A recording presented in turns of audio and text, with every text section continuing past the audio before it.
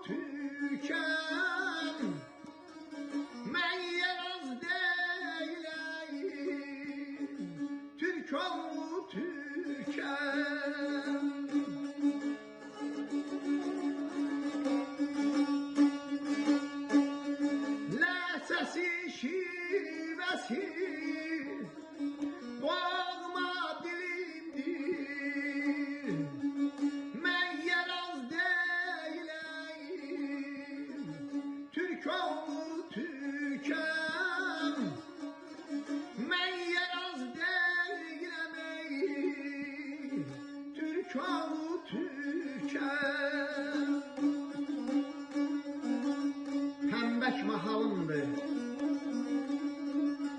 dızman elimdir, mən yeraz deyiləm, Türk oğlu Türkəm,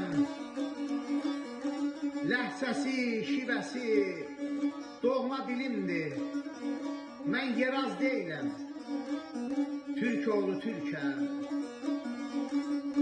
Mənim ulu babam dızman nəbidir, Səzərəm üsükdür, Həsən Vəlidir, Məhəmməd, İsmail, həm də Əlidir.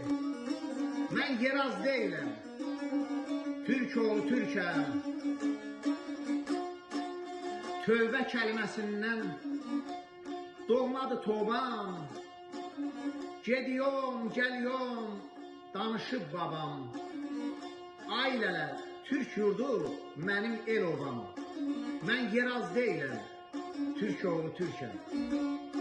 Qərbi Azərbaycan vətənim bilin, şər böhtan atmasın zəhərli dilin, yeraz kəlməsini adımdan silin.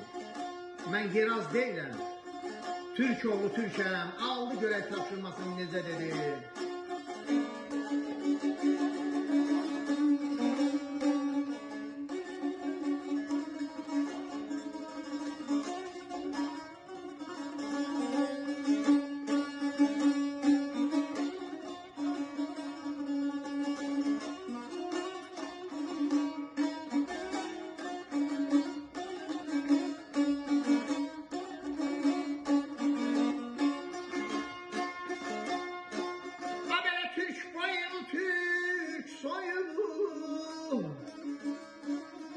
Soy köküm soyum,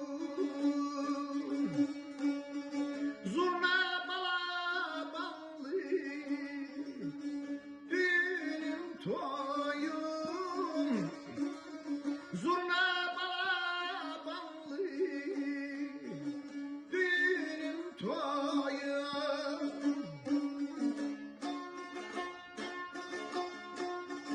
Məhəmmədoğlu tək gələk iz qoyun, mən yeraz deyiləm,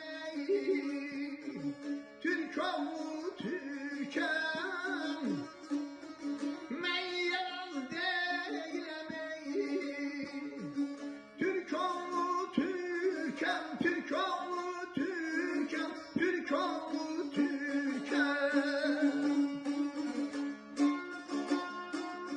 Türk boylu, Türk soylu, soy köküm, soyum, zurna balabanlı, düğünüm, toyum, Məhəmmədoğlu tək gərək iz qoyum. Mən yeraz deyiləm, Türk oğlu Türkəm. Mən Yeraz deyiləm, Türk oğlu Türkəm.